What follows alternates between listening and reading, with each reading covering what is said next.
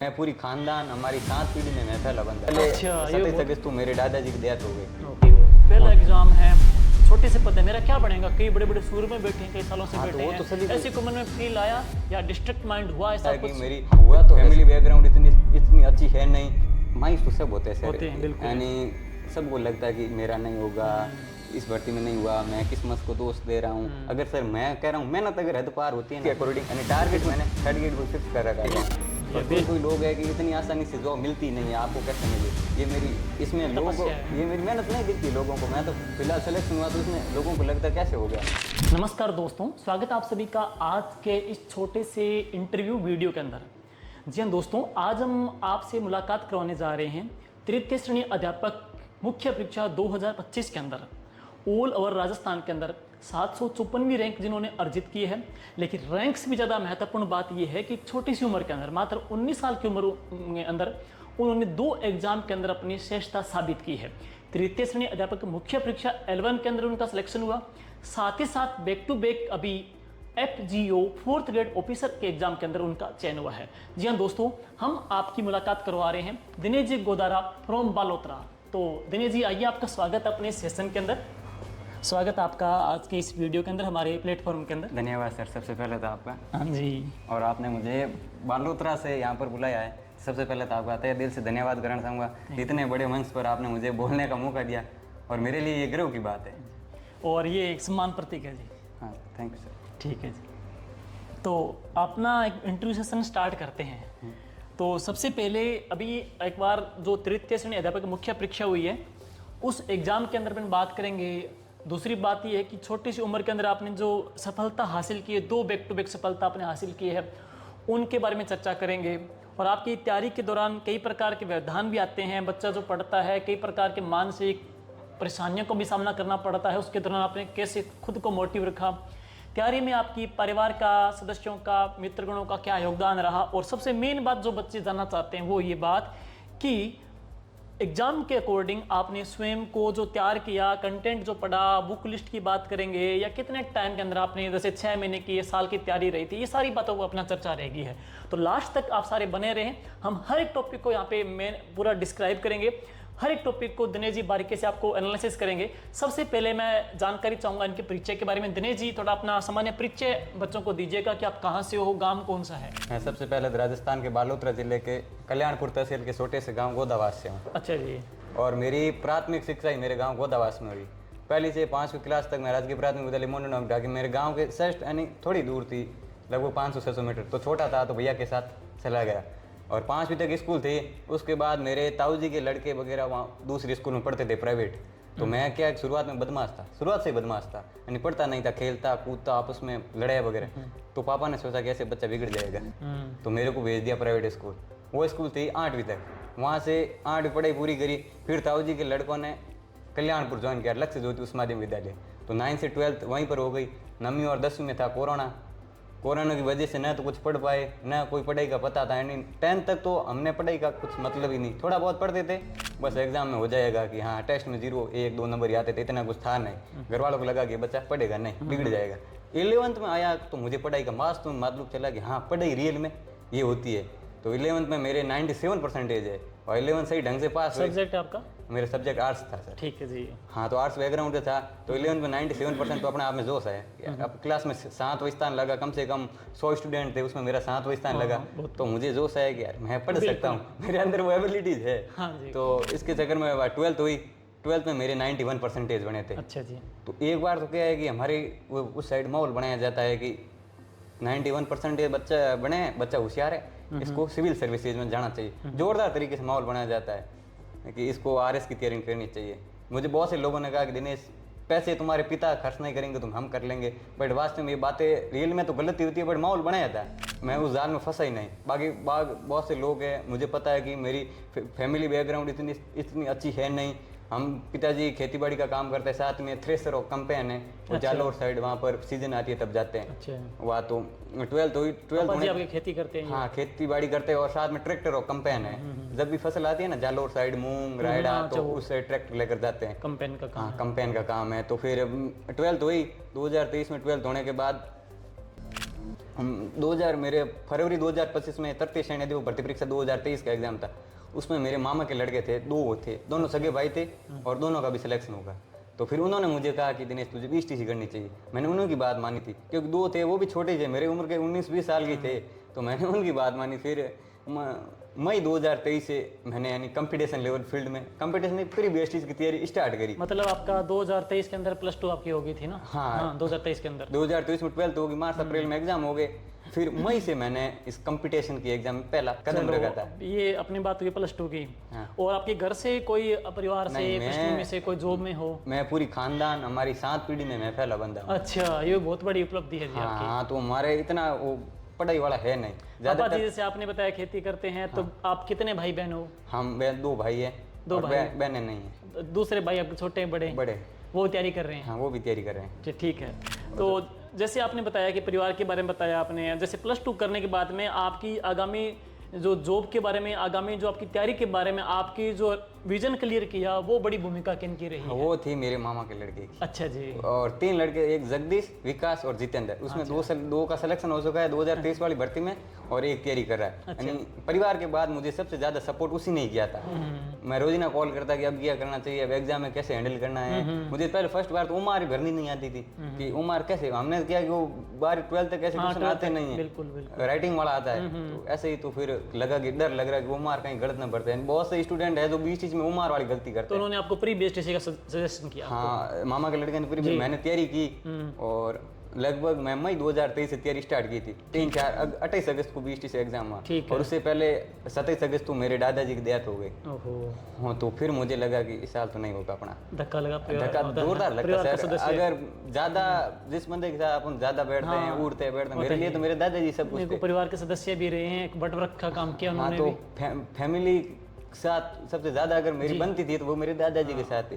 तो लाड प्यार ज्यादा था उनका। हाँ, तो उनका आकस्मिक जाना मुझे तो बहुत ऐसे लगा कि अब मेरा पापा, मैंने मना कर दिया किसी को भी, ना तो कोई बोला ना किसी को कहा कि मैं एग्जाम नहीं दूंगा। अच्छा। मुझे एग्जाम देना ही नहीं है, मैं अगली साल करूंगा, 20 आती जाती रहेंगे एग्जाम। तो फिर 27 अगस्त को दोपहर 2 बजे डेथ हो गई। फिर 28 अगस्त को हमारा एग्जाम था।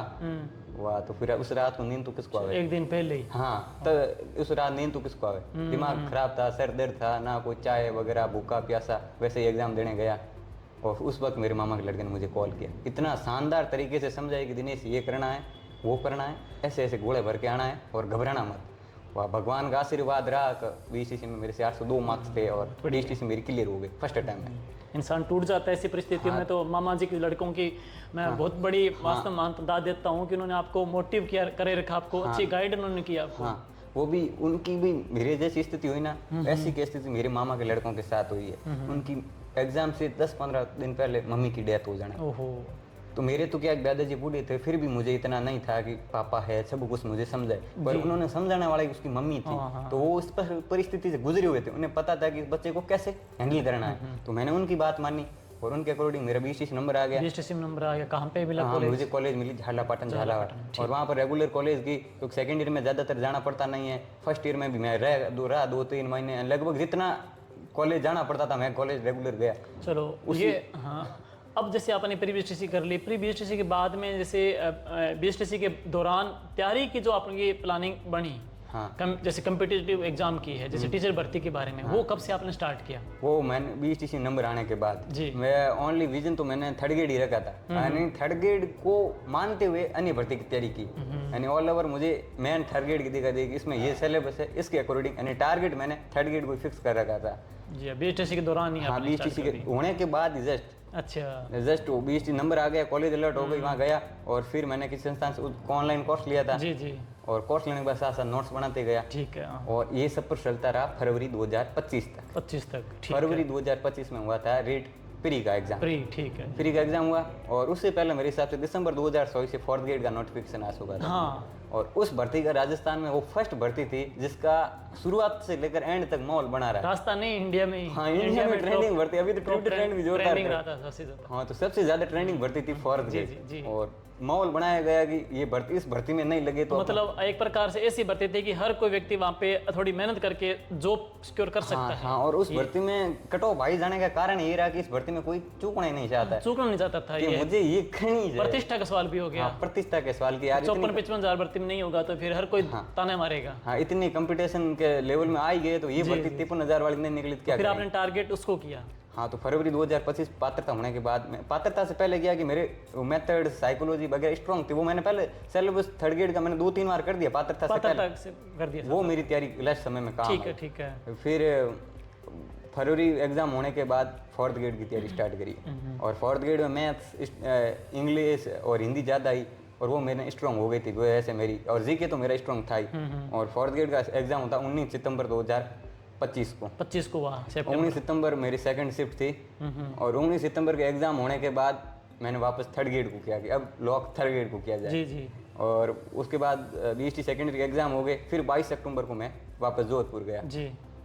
और जोधपुर में मैंने कलाम कोचिंग से 2.0 ऑनलाइन टेस्ट सीरीज ली थी और ऑफलाइन वहाँ टेस्ट देने गया और मेरा मूल्यांकन होता रहा था उससे, और साथ में पढ़ी रही कि अपनी रैंक क्या आती है और रैंक में वहाँ टॉप ही करता था, तो मुझे पहले ही बिलीव था कि अपना हो जाएगा इस भर्ती में।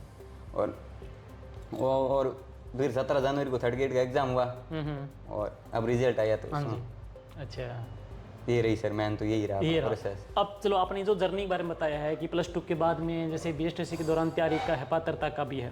अब जो बच्चे आगामी जैसे जिनका लक्ष्य है, अब मैं आपकी भर्ती की बात करूंगा तो आपकी भर्ती बहुत छोटी भर्ती आई थी। मतलब छोटी सी भर्ती थी, उसमें लेवल 2 में तो संस्कृत डिपार्टमेंट की आई थी और लेवल 1 के अंदर की बात करें तो बहुत छोटी भर्ती थी जिसमें स्पेशल की सीटें भी नहीं थी। बिल्कुल। तो इस छोटी सी भर्ती के अंदर खुद को मोटिव रखना और पहली बार एग्जाम होना, यहाँ तक ऐसा आपको लगा नहीं कि हर की पहला एग्जाम है, छोटे से पद है, मेरा क्या बनेगा? कई बड़े बड़े सूर में बैठे हैं, कई सालों से बैठे हैं, तो ऐसे को मन में फील आया या डिस्ट्रैक्ट माइंड हुआ ऐसा कुछ? हाँ, हुआ तो है सर कि यार 5,000 पोस्ट, 2,000 पोस्ट भी बाद में बढ़ी है, तो ये चीजें खुद को मोटिव कैसे रखते थे? ये मन में विचार नहीं आते थे आपके? विचार सबके ही आते हैं सर, ये सभी के साथ होता है कि that is part of success. ये बताइए अपने बच्चों को कि कहाँ इस भर्ती में 5,000 पदों में आपने 754 रैंक अर्जित की है।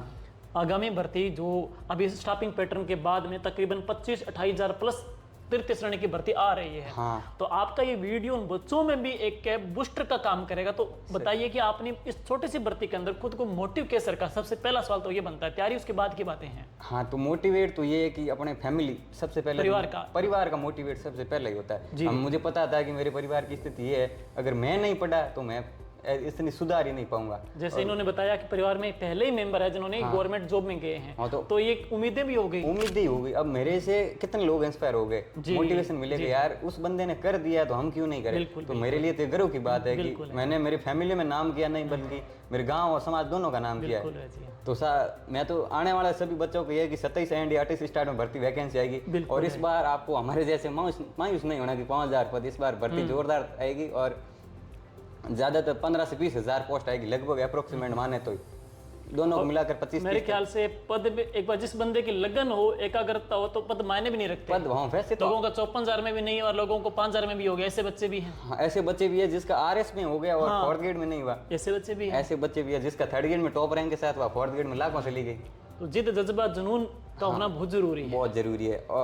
और 5,000 पद आए तो मन में लगा फर्स्ट बात वो क्या कि सबसे पहले विज्ञापन आया तो 21 की एज दी थी और मैं 21 का हुआ नहीं। अच्छा। और मुझे तो ये एज का इशू आया, एक इशू है, मैं सब कुछ खत्म हो गया अपना, तो अब नेक्स्ट भर्ती उस समय फोर्थ ग्रेड की मैंने कहा जोरदार तरीके और 3-4 दिन बाद 18 कर दी। फिर मुझे संशोधन कर दिया। हाँ, थोड़ा बहुत कि हाँ अब तैयारी करूंगा वापस। तो तैयारी जो वापस थर्ड ग्रेड को मैं टारगेट तो बना ही रखा कि अपन को मास्टर बनना ही है छोटी उम्र में, और मुझे मेरे जहन और जश्न में वो खून भर दिया कि इसको थर्ड ग्रेड निकालें। मेरे मामा का लड़का एक तुझे मास्टर बना के ही छोड़ूंगा और तुझे बनना ही है। वो बात मुझे आज भी मोटिवेशन दिलाती है कि तुझे मास्टर बनना ही है और मैं तुझे बनाई, और वो बात आज से साबित हो गई। आज मैं जितना खुश नहीं उससे ज्यादा तो वो है कि यार मैंने उस बंदे को बना दिया। तो वही बात है कि एक जिंदगी अपने आसपास में 4 या 5 लोगों को रखो जो एजुकेशन फील्ड से हो या फिर किसी अन्य भर्ती परीक्षा में सेलेक्टेड हो, तो उनकी राय लीजिए और तैयारी पर लग जाइए। सबसे पहले सफलता का तो शॉर्टकट होता ही है, पर कोई लोग है कि इतनी आसानी से जॉब मिलती नहीं है, आपको कैसे मिली? ये मेरी इसमें लोगों को ये मेरी मेहनत नहीं दिखती लोगों को। मैं तो फिलहाल सिलेक्शन हुआ तो उसने लोगों को लगता कैसे हो गया। इसमें मैंने बहुत सी रातें काली की है और एक वक्त तो ऐसा था कि मैं फोर्थ ग्रेड से 1 महीने पहले मैंने रात में कभी नींद ली नहीं से। रात को 9 बजे बैठता, सुबह 11 बजे वापस हॉस्टल में खाना खाने के बाद सो जाता, फिर से 7 बजे वापस उठता। यानी रात को पूरी रात लाइब्रेरी में कोई नहीं आता, मैं अकेला पढ़ता था। तो वो फोर्थ ग्रेड में इतनी ज़ोरदार तैयारी की तो मेरे काम आ गई, फोर्थ ग्रेड में हो गया। उसके बाद थर्ड ग्रेड की स्टार्ट कर दी। और मोटिवेशन तो ये है कि मेरा सबसे पहला मोटिवेशन फैमिली है। फैमिली के बाद लगा कि थर्ड ग्रेड अपन को करनी है, तो थर्ड ग्रेड की लगातार तैयारी करी तो हो गया सर। और एक जैसे स्टूडेंट लाइफ के अंदर आर्थिक समस्या भी बहुत, हाँ, आर्थिक समस्या मेरे जीवन में आई थी। हमारे भी शौक बड़े थे, पर वो कहता है ना कि लोगों ने, मैंने तो शौक से पैसों से किताबें खरीदी, तो मैंने खुद ने कभी ट्रेलर पर जाने का मन किया। मैं ट्रक पर जाता था कि ताऊ जी के ट्रक है वगैरह है, तो मैं ट्रक के साथ चला जाता कि पढ़ाई नहीं हो रही, अब ट्रक के साथ चला जाता है। एंड वेटर्स का भी क्या कि स्टूडेंट तो वेटर्स का काम लगभग अप्रोक्सीमेट सभी के हाथ निकल जाता है। मैंने भी किया 4-5 दिन। लोग वहाँ पर अपन को जिस तरीके की इज्जत देते हैं, वापस महसूस होता है कि पढ़ाई ज़रूरी है। तो यानी स्ट्रगल तो सभी के जीवन में, बिना स्ट्रगल तो कोई है ही नहीं, कोई कहानी बता ही नहीं सकता कि मेरे जीवन में ये स्ट्रगल बस है। लोगों को वो सफलता होने के बाद उनका चेहरा दिखता है कि उसके पीछे उन्होंने जो कई रातें निकाली है, कई तपस्या की उन्होंने, वो नहीं दिखता। और वो हर इंसान, आजकल कंपटीशन है, लेकिन इसके पीछे एक संघर्ष की लाइफ होती है, एक मेहनत होता है, और लोगों की जो उम्मीदें होती है, वो कई सपने जो साकार करने होते हैं, सारी चीज़ें मायने रखती हैं।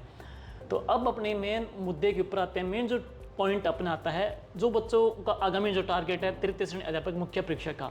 तो जैसे आपने जो तैयारी की, कई बच्चे बोलते हैं, एक चीज़ सवाल मेरे माइंड में भी आ गया, कई बच्चे बोलते हैं कि 8 घंटे पढ़ेंगे, 5 घंटे पढ़ें, 10 घंटे पढ़ें। इस पे आपका क्या ओपिनियन है? नहीं, पढ़ाई का तो फिक्स ड्यूरेशन होता ही नहीं है। ऐसे नहीं है कि मैं 15 घंटा पढ़ूंगा, तो ऐसे संभव नहीं हो। 15 घंटे पढ़ जाओगे, बट रियल में तो आपने 8 घंटे ही पढ़ाई की है। टाइम निकालना अलग चीज़ है और वास्तविकता के साथ पढ़ना अलग चीज़ है। कोई देखा है कि 7 से 8 मैंने ये पढ़ लिया और 8 से 10 ये पढ़ लूंगा, फिर खाना बना के सो जाऊंगा, फिर वापस स्टार्ट करूंगा, फिर वापस पढ़ूंगा। ये शेड्यूल मैंने कभी फॉलो नहीं किया है। ठीक है। मैंने हमेशा टॉपिक को महत्व दिया है कि टॉपिक वाइज टॉपिक हमें कैसे कंप्लीट करना है। और मैंने अपने पास मेरी अभी भी नोटबुक पड़ी है, उसमें मैं रात को सोते वक्त ऐड करता था कि हाँ कल ये चीज़ें पढ़नी है, 4-5 टॉपिक लिख दिए और कल पढ़ने के बाद उस पर टिक लगा दिया। एक शेड्यूल होता था। हाँ, फिक्स शेड्यूल था। और मैंने सीमित मटेरियल रखा, उसके साथ मल्टीपल रिवीजन। सबसे ज़्यादा तो मैं तो यही ध्यान दूंगा कि पेपर एनालाइज करते रहिए और सीमित मटेरियल रखे और साथ में रिवीजन दमदार होना चाहिए। क्योंकि बच्चों का आजकल ये भी है, विकल्प ज़्यादा मिलते हैं तो भटकाव ज़्यादा रहता है। भटकाव बहुत ज़्यादा है। सोशल मीडिया का कैसे आपने यूटिलाइज किया, किस प्रकार से यूज किया? बच्चे कई बार ये भी होता है कि कोई लोग होता है सर की सफलता के बाद कहता है कि मैंने सब सोशल मीडिया का यूज किया ही नहीं। पर मैंने तो वही फोन, 12th तक तो मेरे पास मोबाइल था नहीं, 12th के बाद मैंने मोबाइल मेरे फैमिली ने दिलाया था। तो उसका अगर डिस्ट्रैक्शन भी बहुत है और फायदे भी बहुत है, वहाँ पे खुद पे डिपेंड करता है। और सही मायनों में तो डिस्ट्रैक्शन ज़्यादा है। सोशल मीडिया हमने भी यूज़ किया है, पर ना कभी पोस्ट, ना कभी रील, यानी हमें उन चीज़ों के लिए नहीं किया। ओनली बस क्लासेज आई, कोई मान लो कोई आज पेपर हुआ, पेपर में कौन से क्वेश्चन आए, कि हमारे मैटर से क्वेश्चन आए कि नहीं आए, तो सोशल मीडिया इस हद तक यूज होता था। बाकी अगर ज़्यादातर यूज किया होता तो आज यहाँ नहीं होते। और आज की युवा पीढ़ी लगभग सोशल मीडिया की ज़्यादा शिकार हो चुकी है। काफ़ी बच्चे एडिक्ट हो गए। हाँ, इतना हो गया कि अब मल्टीपल सोर्सेज हो गए। पहले तो ये बात है कि 2011-12 में क्या थे, ऑनलाइन आया नहीं। ऑनलाइन आते ही क्या है कि पढ़ाई में भी अब क्या है कि सोर्स ज़्यादा हो गए, हर किसी का कंटेंट अवेलेबल हो जाता है, गुणवत्तापूर्ण शिक्षा मिल रही है। तो कट ऑफ हाई जाने का कारण यही है। बच्चा एक विश्व स्तरीय बेहतरीन टीचर से कंटेंट बेहतर टीचर से पढ़ने का मौका। जैसे बाढ़ मेरे बैठे बच्चा कोई बांसवाड़ा बैठे टीचर से या कहीं बैठे टीचर से वो बेहतर मेनली तो वही है, कट ऑफ बढ़ाने के कारण तो यही है। तो मैंने भी सोशल मीडिया का यूज़ किया, ऐसा नहीं अच्छे तरीके से यूज़ किया, अच्छे तरीके से यूज़ किया। ऐसा नहीं है कि मैंने मेरा कोई इंस्टाग्राम अकाउंट नहीं था, मैंने व्हाट्सअप, मेरे सब थे, इंस्टाग्राम भी था, व्हाट्सअप भी था, बट इसका सीमित यूज़ किया था। ऐसे नहीं है कि मैंने रील्स देखी वगैरह ये देखी, वो मैंने नहीं। चलो अब आते हैं स्टडी के बारे में। जैसे बच्चे बोलते हैं कि आपने जो स्टडी का जो आपने शेड्यूल जो आपका रहा था, बुक लिस्ट की बात करते हैं, जैसे एक तो मेन जो आपका रोल है 90 का आपका जीके का, दूसरा पार्ट आपका 50 और 40 टीचिंग मेथड और विद्यालय विषय का, और प्लस उसके बाद में स्वयं मूल्यांकन करने के लिए टेस्ट का, और प्लस उसके बाद में कुछ शॉर्ट लास्ट के अंदर बुक्स वगैरह का। तो ये थोड़ा सी भूमिका बता दीजिए किस प्रकार की रही है? सबसे पहले तो सर हमेशा सीरीज यही रहता है, हर कोई पढ़ता है तो नोट्स हाँ, बुक, हाँ। पीवाईक्यू और टेस्ट। ये जो सीरीज है ये तो सीरीज चलती है। नोट्स पढ़ने के बाद कोई बुक लेकर आया, जी, बुक लेने के बाद टेस्ट दिए, टेस्ट के बाद पीवाईक्यू एनालाइज किया, यानी ये सीरीज तो चलती है, सभी इसी को ही फॉलो करते हैं। बस खास बात है कि इसको एग्जाम तक कौन ले जाता है। मैंने भी सबसे पहले नोट्स बनाए थे, खुद ने अपने अच्छे नोट्स बनाए, अच्छे नोट्स बनाए। मैंने जीके के नोट्स नहीं बनाए सर, जीके के नोट्स मुझे जो सब्जेक्ट मुझे वीक लगता है ना कि मैंने साइंस मुझे नोट्स बनाने चाहिए, इंग्लिश के आपका स्टार्ट से अच्छा ही था। हाँ, जीके में कि बीएसटीसी होने के बाद फर्स्ट फ्रेशर बंदा है ना, वो आसानी से जीके याद कर पाता है। जी जी, कोई नहीं कर पाता, बट कोई है ना आसानी से वो लाइफ टाइम सीधे याद रहती है। तो फ्रेशर में जीके याद हो गया, फिर साइकोलॉजी हुई, साइंस हुई, मैथ्स हुई, उसके मैंने नोट्स बनाए। नोट्स बना के बाद में एक एक गाइड लेकर आया, सभी की गाइड लेकर आए। और सबसे ज़्यादा अगर मैं राजस्थान में तवज्जो दिया तो वो थी 9th 10th 6th 7th। और हमारा राजस्थान 6वीं 7वीं 8वीं और 9वीं शौर्य परंपरा और 10वीं कला संस्कृत इतिहास सबसे ज्यादा तैल का यही बुक मसा रही है। देखो आपके एग्जाम में भी नहीं, अभी 2 दिन पहले एलडीसी का एग्जाम हुआ, वो 9th 10th कंप्लीट पर्सन वहां से आ रहे हैं। हाँ बिल्कुल सर। और इसके अलावा बात करें, बच्चा क्या कि कई बार बड़ी किताबों में भटकाव की स्थिति में रहता है, लेकिन सबसे पहली दफा बेस तो इन्हीं किताबों से बनता है। हाँ सर, क्वेश्चन यहीं से आता है। फिलहाल तो मैं कह रहा हूँ जुलाई 2026 में मेरा चॉइस में एलडीसी का एग्जाम हुआ, उसके बाद ये किताबें बेस्ट लेवल तक चली, आज तक उसी से पूछ रहे हैं एग्जाम में। क्वेश्चन तो कला संस्कृति से बाहर कोई गए ही नहीं है। और इसके अलावा जो अन्य जैसे बुक्स की बात करें, जो जैसे जीके का आपने बताया कि आपके खुद के नोट्स हो गए, प्लस ये 6 से लेकर 10 तक बुक्स हो गई नेक्स्ट। और इसके अलावा जो बुक्स का आपका जो योगदान रहा है साइकोलॉजी के लिए, मैंने तो नोट्स बनाए थे विजेश बाजिया सर से। जी सर। नोट्स के बाद मैंने लेकर आया था अवनी पब्लिकेशन की बुक लेकर, धीर सिंह सर की। फर्स्ट बार तो कुछ समझ में नहीं है क्या साइकोलॉजी है या फिर क्यों है। तो प्री के टाइम पे लगभग यही पढ़ी थी, ज्यादा समझ में नहीं आई, बट वो ही पढ़ी थी। फिर मैंने लगा यार मेंस में तो इतनी नहीं पढ़ी जाएगी मेरे से, ये साइकोलॉजी इतना ही पढ़ी जाएगी। यानी किताब बढ़िया है, उसको पढ़ने का तरीका कि कोई फॉलो करता है कोई नहीं फॉलो, मेरे को इतना याद होगा नहीं। लिखा बढ़िया है, उसकी क्वेश्चन वहीं से ही आते हैं, बट क्या कोई किसी का माइंड सेट कर देता है ना कोई कि ये किताब इसमें ज्यादा है, तो किताब अच्छी है। इसमें नो ऑफ कोर्स कोई किताब बुरी नहीं है, पर बुरी हमें ही थी कि हमने पढ़ी नहीं थी, पर किताब अच्छी है। उसके बाद कलाम की टास्क बुकलेट लाई साइकोलॉजी की, और टीचिंग मेथड्स के लिए नोट्स बनाए थे पहले तो। नोट्स के बाद फर्स्ट रैंक लेकर आया था और वहीं से एड ऑन करता रहा। मेथड्स हो गए। उसके बाद इंग्लिश के लिए तो मैंने सिर्फ बहुत सारे पढ़े थे। इंग्लिश तो मेरे को 4th ग्रेड का एग्जाम हुआ और पता चला कि इंग्लिश आती है। बाकी प्री में मैंने इंग्लिश की वजह से संस्कृत ली थी। अच्छा। इंग्लिश तो मैंने नाम ले टीचर तो एक तो रवि मौर्य सर थे उत्कर्ष, एक लाल सिंह कविया सर थे उत्कर्ष, एक वीआईपी मैडम शिवानी थी, शिवानी मैम थी, और एक पवन गोस्वामी। इन 4 टीचर से ईमानदारी से पढ़ी सर इंग्लिश, मेरे को आता ही नहीं था कुछ। और उसके बाद थोड़ा बहुत समझ में आया कि हाँ इंग्लिश ये होती है। और मैथ्स के लिए सबसे पहले किशोर सर से पढ़ा था, उसके बाद यहाँ आपके सूरतगढ़ में Emerge academy Rajeev Siyag sir. Math के मामले में तो राजस्थान के बेस्ट टीचर मुझे यही लगे, शानदार वास्तव में। और साइंस पहले नोट्स बनाए थे और फिर मैंने खुद ने एनसीईआरटी पढ़ी थी साइंस के लिए, तो क्योंकि as it is direct topic दे रखे थे तो मैं उनका प्रिंट लेकर आ गया, तो प्रिंट से शॉर्ट नोट्स बना दे और बस यही पढ़ा था। नोट्स प्लस वो एनसीईआरटी वाली बुकें पढ़ी थी। और पीवाईक्यू तो मैंने एक भी मिस नहीं किए थे। और करंट के मामले में देखो तो आपकी क्लासेज देखता था दिल्ली सूज सर, आपकी किताब क्लासेज की तो लास्ट में कोई होड़ ही नहीं कर सकता। लास्ट टाइम हमने निकाली, लास्ट टाइम आप हर एग्जाम में निकलता, ऐसा नहीं है कि आपको क्या 3rd ग्रेड के प्रति थोड़ा ज्यादा ही लगा हुआ मेरे हिसाब से, सर का ज्यादा लगा हुआ। इसका मेहनत खूब की थी क्योंकि इसकी अपने सबसे पहले 2 किताबें निकाली। हाँ, तो वो किताब मैं लेकर आया था सर। आपने शैक्षिक परिदृश्य और कंप्यूटर की बुक निकाली थी, वो मैं लेकर आ गया। सबसे पहले मार्केट में आपकी बुक आई थी। हाँ, सबसे पहले आ गई थी। हाँ, तो वो मैं लेकर आया था, पढ़ी थी उसको मैंने। और उसके बाद लास्ट समय में अगर सबसे ज़्यादा योगदान रहा तो पढ़ने में, तो जीके के लिए तो सर आपसे कम कोई है ही नहीं, तुलना कोई नहीं कर सकता। इतना मैं तो कह रहा हूँ कि सीमित समय में और सीमित क्लासेज, मान लो कि बच्चे को देखनी पड़े। और राजस्थान में कह रहा हूँ टॉप ट्रेनिंग में यही क्लासेज चलती थी। मेन चलने का कारण ये है कि short and sweet, matter same, और रिवीजन मल्टीपल रिवीजन आसान से हो जाता। मैं तो खाना बनाता था तब कानों में एयरबड्स लगा के बढ़िया से सुनता था। अब क्या है कि जो बच्चे 10वीं या 11वीं रैंक पे आए या ना 27वीं रैंक पे, तो उनका एक लाइन में स्क्रीनशॉट जो मैसेज एक कंफर्म होता है कि लास्ट टाइम के जो रामबाण क्लास हैं वो वास्तव में सर आपकी एजुकेशन मैनेजमेंट काम कर गई। एजुकेशन मैनेजमेंट, करंट और जियोग्राफी और भाषा साहित्य वाला पोर्शन बहुत शानदार तरीके से पढ़ाया गया है, बहुत लाजवाब था। वो क्लासेस मेरे लाइफ में बेस्ट फुल। मैं तो ये कह रहा हूँ जिसका जिन किसी का भी सिलेक्शन हुआ ना, वो 100% कोई भी बच्चे ने क्लासेस मिस नहीं की, लगभग सभी ने देखी है सर। वास्तव में शानदार कंटेंट था वो। और एग्जाम लाके वही कंटेंट था जो हमें याद होता ही नहीं था। मान लो ऊर्जा हुई, परिवहन हुए, पर्यटन हुआ, इकोनॉमिक्स से टॉपिक है कि मुश्किल परिवहन टॉपिक बच्चे छोड़ रहे थे, ऐसे वो हमने करवाया भी था लास्ट टाइम के अंदर अच्छे तरीके से। उद्योग हुआ, परिवहन हुआ, वो टॉपिक है लगभग स्किप मारते और सिलेक्शन टर्निंग पॉइंट वही होता है। वो आपसे पढ़ा था और बुक लिस्ट तो यही थी सर, ज्यादातर तो मैंने पूरी बताने की कोशिश लगभग सभी बताई मैंने। बाकी देखो खुद पे होता है अच्छे, खुद मेन तो पेपर का एनालिसिस करना भी बहुत बड़ी भूमिका है, बताइए। हाँ, मेरी यही है कि मैंने पेपर एनालिसिस जोरदार थे। बच्चों परिसर के बाद मैंने एक भी पेपर मिक्स नहीं किया था। दिया साहे मत दो, दिया भले ही नहीं, बट एग्जाम तो मैंने 6-7 एग्जाम ही दिए थे। एक क्वेश्चन और है, जैसे आपने सिलेबस कितनी बार रिवीजन किया? सिलेबस इसका तो कोई सर कोई कई बच्चे बहुत बार बोलते हैं 2 बार करें 3 बार करें। नहीं, इतना इसका तो कोई आंसर ही नहीं है कि सिलेबस कितनी बार रिवीजन किया। मैं तो एक दिन में सिलेबस रिवीजन कर देता था। मतलब इससे एक दिन में कर दिया, इसकी मतलब पीछे की तैयारी आपकी बेहतरीन तभी हुआ, अदरवाइज एक दिन में लोगों से एक टॉपिक भी नहीं हो पाता। वो है कि कलाम कोचिंग देती है 7 दिन में, एक दिन का मैटर देती है, 7 दिन में ये पढ़ के आना है फिर टेस्टिंग। तो मैं वो 7 दिन का मैटर एक दिन में कवर कर देता हूँ। मुझे पता है कि मेरे पहले स्ट्रॉन्ग है, तो मैं 7 दिन में सिलेबस किया है मैंने। सिलेबस तो 2 दिन में सिलेबस, लास्ट समय में तो एक दिन में सिलेबस कंप्लीट किया, अपन का पूरा याद है। और टेस्ट की भूमिका जोरदार रही थी सर। कितनी बार आपने मतलब टेस्ट निकाले हैं और टेस्ट में किन का अच्छा रोल रहा है? आपकी ऑनलाइन टेस्ट ली थी, साथ में संतोष बिश्नोई सर की मैंने ऑनलाइन टेस्ट मैंने खूब दिए थे, और चीचे कोचिंग का भी मैंने टेस्ट ऑनलाइन टेस्ट सीरीज ली थी, साथ में कलाम ऑफलाइन था। तो टेस्ट तो मैं रात को सोते 12 बजे सारे आपने टेस्ट लगाए हैं? हाँ, टेस्ट सारे लगे थे, एक मिस नहीं किया ताकि मूल्यांकन भी उसका मूल्यांकन हो सके। उसमें आपको यकीन हो जाता है कि हाँ आप सही कर रहे हैं। मान लो कोई सवाल टेस्ट में नहीं आया, वो मैं अपनी कॉपी में ऐड कर लेता कि ये सवाल कहाँ से पूछा गया और मेरे माइंड से आउट ऑफ कैसे निकल गया, तो वो मेरे अपनी नोटबुक में ऐड कर लेता।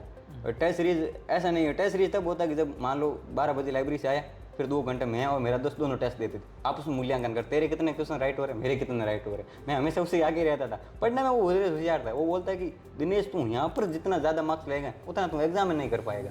मैं कहा यार मैं यहाँ पर बेस्ट कर रहा हूँ, कोई एक कोचिंग के थोड़ी, मैं 4 कोचिंग से टेस्ट दे रहा हूँ और उन सभी में अलग अलग क्वेश्चन आ रहे हैं, मैं सॉल्व कर रहा हूँ। तो वो मेरी है, वो बोल रहा है कि वहाँ पर तुम ऐसा नहीं कर पाएगा, वहाँ पर पेपर, वो कई पेपर कोचिंग नहीं बोर्ड बनाता है। मैं देख लेना माँ, तेरे से तो रैंक बेस्ट ही आएगी। बाई चांस उसका यार होशियार मेरे से ज़्यादा था, वो प्रकाश जाकर नाम है उसका, बट उसकी हुआ नहीं। उसका हुआ नहीं, तो फिर बंदा टैलेंटेड था, बट वो टेस्ट कोई ना, अगली भर्ती में वो निकालेगा, मेरे हिसाब से LDC निकाल देगा वो। तो कई बच्चे देखो रह भी गए हैं, तो उनके लिए भी कोई संदेश आप देना चाहो? रहना देखो, कोई जिस किसी भर्ती परीक्षा में पिछले साल 1 नंबर से रहा है ना, उसने एकदम खम और जोरदार और जबरदस्त तरीके से मेहनत की है, तो वो आज टॉप रैंक पर आया है जी। यानी एक क्वेश्चन की वजह से रहे हैं, तो वो एक क्वेश्चन की वजह से पिछले 2023 में जो भी रहा है ना, वो एक क्वेश्चन से, मान लो 1-2 क्वेश्चन रहा है, तो उसने 1-2 क्वेश्चन के लिए वो 2-2.5 साल मेहनत की है, तो वापस आ गया, लाइन पर आ गया। तो एक क्वेश्चन से रहना कहीं ना कहीं, भाई इसको आप अपनी गलती सुधारो कि मैंने एक क्वेश्चन की वजह से मैं क्यों रह गया, कमी कहाँ पे आई, कमी कहाँ पर है, वास्तव में मैंने कौन सा सब्जेक्ट स्किप मारा है, कहाँ मैंने कमी रहेगी, पेपर में हैंडल मुझसे हुआ नहीं। जैसे आपने बताया कि इंग्लिश आपने 4th ग्रेड के बाद मैं तो समझा इंग्लिश का, तो समझा कि तो वो उस पे काम किया आपने, काम किया। मतलब हर एक सब्जेक्ट का, हर एक क्वेश्चन का रोल है। हाँ, 360 डिग्री सिलेबस का एनालाइज होना चाहिए। पहले से होता था कि हम एक सब्जेक्ट छोड़ देते थे, लेकिन आजकल कंपटीशन आज नहीं चलेगा। तो उन बच्चों के लिए आगामी जैसे भर्ती के लिए तो 1 नंबर से रह गए, वो तो 1 नंबर 2026-27 में भर्ती आने वाली है, तो माइस तो सब होते हैं सर, यानी सबको लगता है कि मेरा नहीं होगा, इस भर्ती में नहीं हुआ, मैं किस्मत को दोष दे रहा हूँ। अगर सर मैं कह रहा हूँ, मेहनत अगर हद पार होती है ना, तो किस्मत अपना आप साथ देती है। जिसको अपनी काबिलियत पर यकीन हो गया ना, वो पर किस्मत के दरवाजे खोलता नहीं, डायरेक्ट तोड़ ही देता है सर। तो काबिलियत पर यकीन होना सबसे बड़ी बात है कि हाँ मैं कर सकता हूँ, just believe in yourself, everything possible. जो बच्चे रह गए हैं, आप टूटना नहीं है, जुड़ना है वापस। और भर्तियां देखो ऐसा है कि छोटी भर्ती थी, लेकिन आगामी भर्ती बहुत बड़ी भर्ती आएगी। स्टाफिंग पैटर्न DPC के बाद में बड़ी भर्ती है, और इनकी तरह है जिन्होंने बताया है कि साथ साथ उन्होंने अपनी कमियों को, हर एक चीज़ों को उन्होंने नोटिस किया, शेड्यूल बनाया उन्होंने खुद को। सबसे बड़ी बात ये बताइए, चाहे आप किसी टीचर से पढ़ो, कहीं भी ऑनलाइन पढ़ो, हम ये नहीं करें कि इनकी किताब पढ़ो, हमारी किताब पढ़ो, जहां से भी पढ़ो, मेन क्या पेपर का एनालिसिस करना, जैसे आपने बताया कि बड़ी पढ़ो सही कहीं से, लेकिन पढ़ो अधिक बार, अधिक बार रिवीजन करो, मल्टीपल बार रिवीजन पढ़ो। तो कंटेंट लगभग सभी का सेम ही है, बस शर्त ये है कि आप उसको मल्टीपल रिवीजन करना होगा। अपने मिशन मार्च आप चलाया था 2025 का, मिशन मार्च आप 2027 का चला रहे हैं। बड़ी भर्ती है और तहलका मचाना है।